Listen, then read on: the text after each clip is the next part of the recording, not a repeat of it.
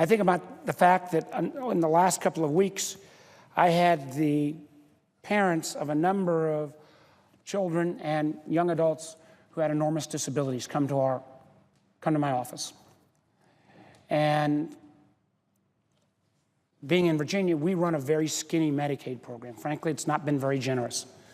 Some of the individuals who come to my office had waited 5, 6, one person 10 years to get a Medicaid waiver. These families, these children, in any of the proposals that have been put forward, would be the first to lose their coverage. And what I hear from my Republican colleagues is they don't want to own this. They know in many ways this is walking the plank on what is both bad policy, bad politics, bad for their constituents. But this notion that somehow they've got to provide a win for a president that's provided zero leadership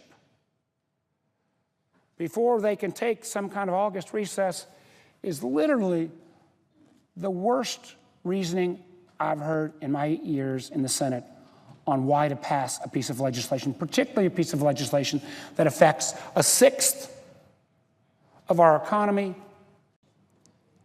I've got 3 daughters.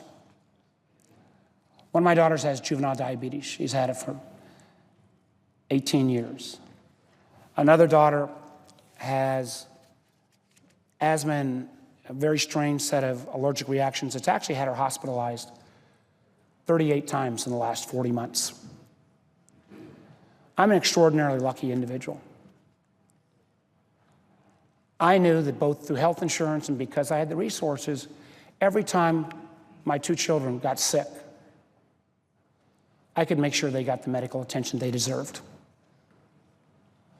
I can't imagine talking to any Virginia family or Washington family or Wyoming family or Arkansas family and trying to explain to them if they have a child with those same afflictions that my kids have got, juvenile diabetes,